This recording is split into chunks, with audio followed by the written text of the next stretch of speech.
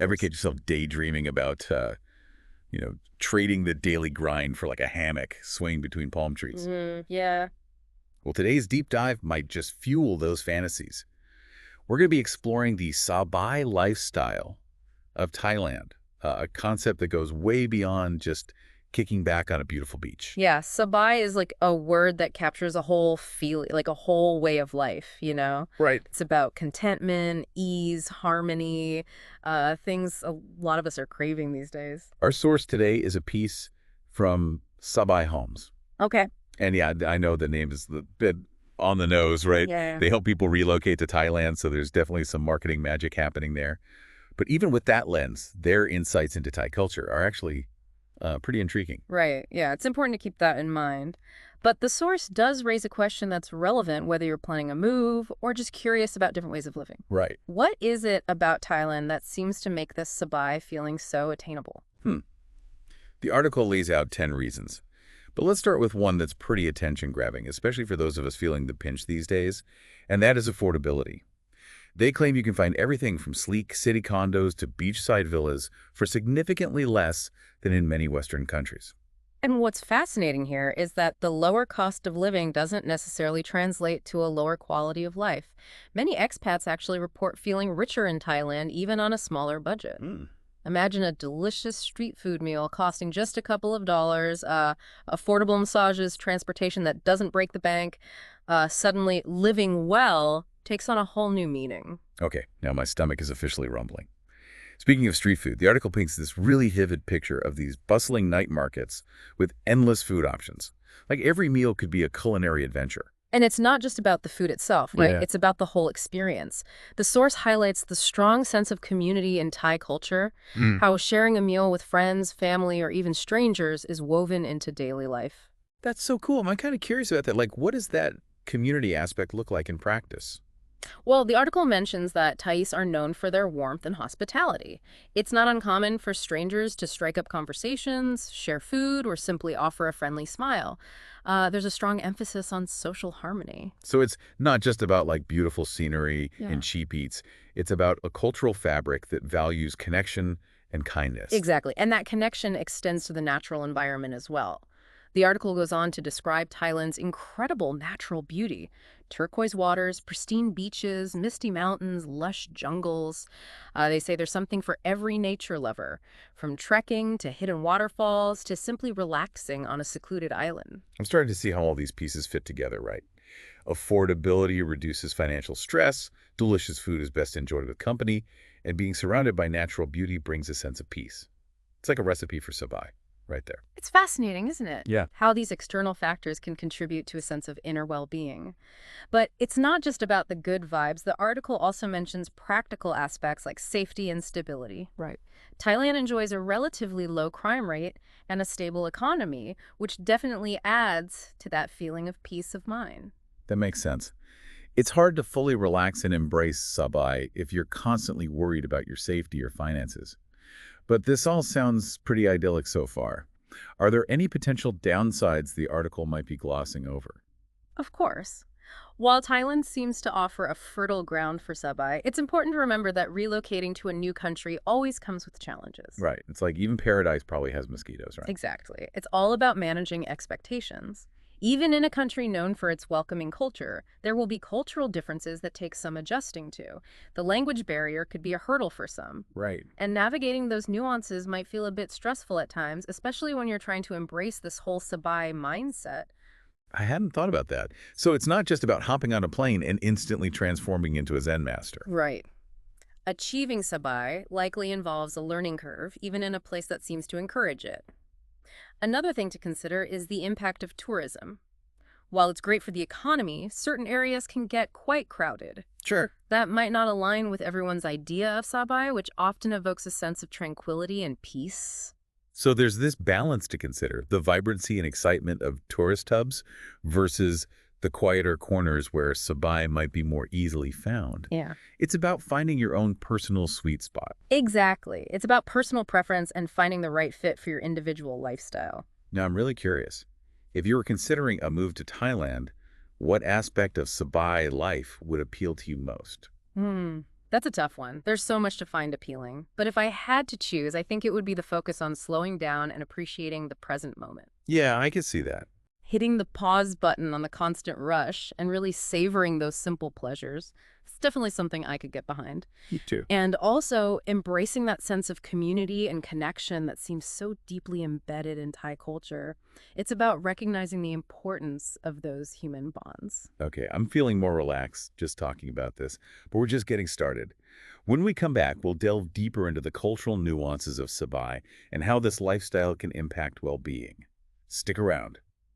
Welcome back to our deep dive into Thailand's Sabai lifestyle. I'm already feeling a bit more zen just thinking about it. Yeah, it is pretty amazing how just a simple concept can have like such a powerful effect. It really is. Before we get too lost in daydreams of tropical beaches, though, Yeah. I'm really interested in digging a bit deeper into the cultural side of Sabai. What are some of the specific values or beliefs that contribute to this sense of harmony and contentment? That's a great question. The source emphasizes that Thai culture is deeply rooted in Buddhist traditions, which promote values like mindfulness, compassion, and non-attachment. These principles seem to permeate many aspects of daily life. That's interesting. So it's not just about relaxing on a beach. It's about cultivating a certain inner peace and being mindful in your interactions with others. Could you give some examples of how that mindfulness might manifest in everyday life for Thais? Absolutely. Mindfulness in Thai culture often translates to a focus on the present moment, a deep appreciation for simple things, and an awareness of one's thoughts and actions. It can be seen in the way people approach their work, interact with nature, or even just engage in casual conversation. There's often a sense of intentionality and presence. That's fascinating. It seems like a stark contrast to the fast-paced, always-on mentality that's so prevalent in many Western cultures. It is. And that difference is often what draws people to the Sabai lifestyle. It's about slowing down, savoring experiences, and cultivating a sense of inner stillness amidst the chaos of life. It sounds idyllic, but I have to wonder, even in a culture that values harmony, there must be some challenges, right? Yeah. How do people navigate conflict or disagreement while still maintaining this sense of Sabai? Yeah, you're right. No culture is without its conflicts. While the source doesn't go into specific detail about conflict resolution, it does highlight the importance of maintaining composure, respect, and a sense of calm even in challenging situations. So it's less about avoiding conflict altogether and more about approaching it in a way that preserves harmony and well-being. Exactly.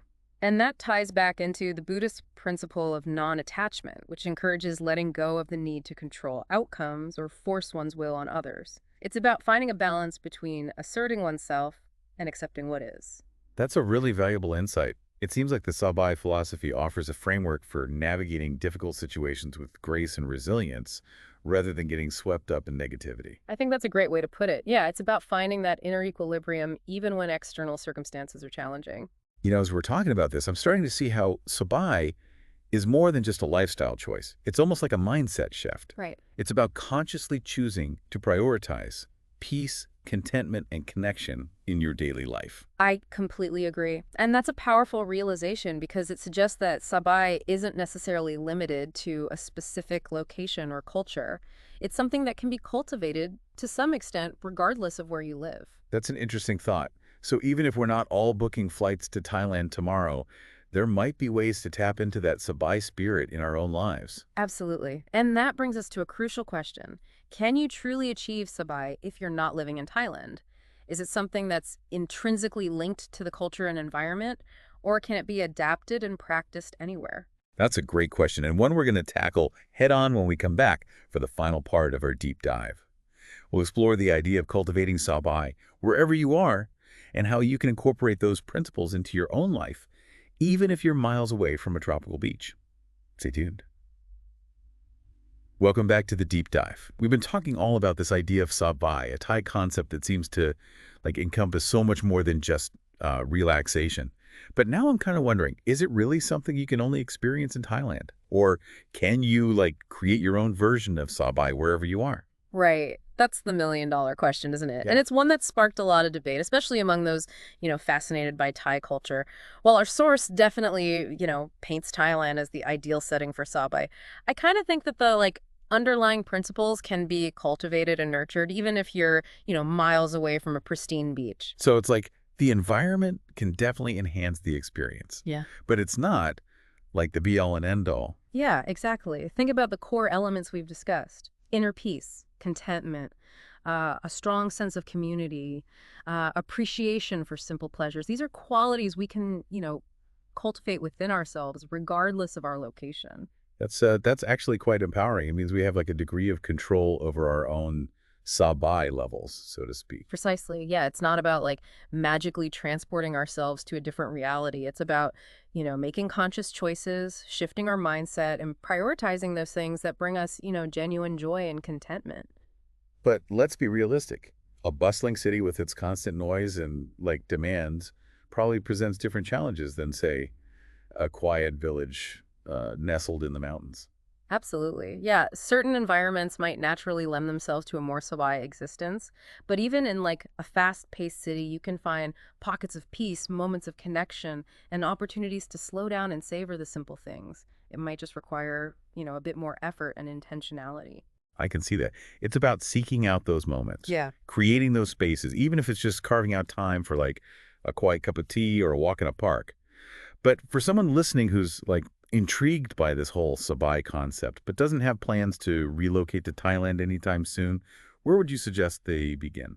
I'd say start by incorporating small changes into your daily routine. Maybe it's practicing mindfulness for a few minutes each morning or taking time to express gratitude for, the good things in your life. Perhaps it's making a conscious effort to connect with loved ones more often or savoring a meal without distractions. It's about, making mindful choices that align with the values of Sabai. Yeah, I love those suggestions. It makes Sabai feel much more attainable. It's not some like grand elusive goal, but rather a series of small intentional steps that can gradually shift our perspective and, enhance our well-being. Exactly. Yeah, it's a journey, not a destination. There will be days when you feel more sabai than others.